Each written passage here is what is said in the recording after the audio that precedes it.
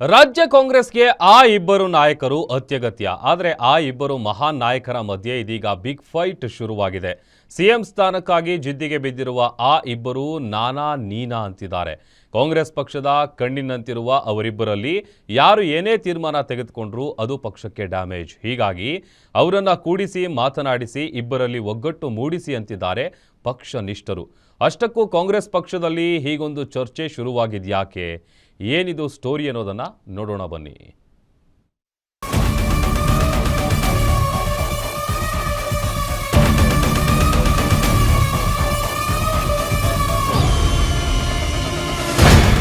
Siddu DK ಮಧ್ಯೆ CM ಸ್ಥಾನಕ್ಕಾಗಿ big fight.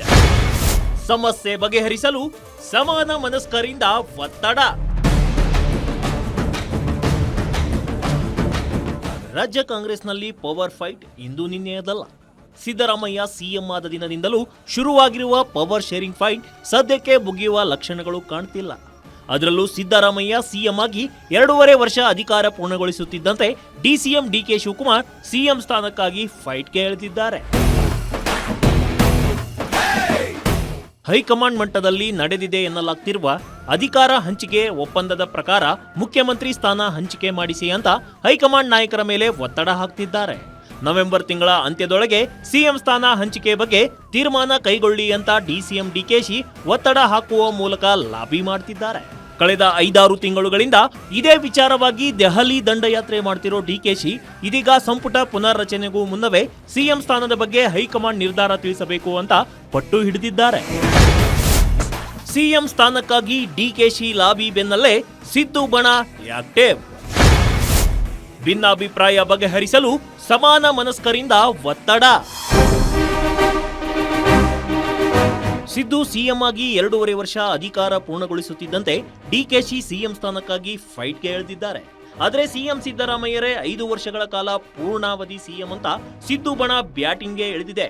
ಡಿಕೆಶಿಗೆ CM ಸ್ಥಾನ ತಪ್ಪಿಸಲು ಯತ್ನಿಸುತ್ತಿರುವ ಸಿದ್ದು ಬಣದ ಯತ್ನಕ್ಕೆ ಡಿಕೆಶಿ ಕೌಂಟರ್ ಮೇಲೆ ಕೌಂಟರ್ ಕೊಡ್ತಾನೆ ಬರ್ತಿದ್ದಾರೆ. ಹೀಗಾಗಿ ಸಿದ್ದರಾಮಯ್ಯ ಡಿಕೆಶಿ ಮಧ್ಯೆ ಮೂಡಿರುವ ಭಿನ್ನಾಭಿಪ್ರಾಯ ಬಗೆಹರಿಸಿ ಅಂತ ಹಿರಿಯ ಶಾಸಕರು ಒತ್ತಡ ಹಾಕ್ತಿದ್ದಾರೆ. ಕಾಂಗ್ರೆಸ್ ಹೈಕಮಾಂಡ್ಗೆ ಮನವಿ ಮಾಡಿರುವ ಸಮಾನ ಮನಸ್ಕರರು ರಾಜ್ಯ ಕಾಂಗ್ರೆಸ್ಗೆ ಸಿದ್ದರಾಮಯ್ಯ ಡಿಕೆ ಶಿವಕುಮಾರ್ ಇಬ್ಬರು ಅನಿವಾರ್ಯವಾಗಿದ್ದಾರೆ.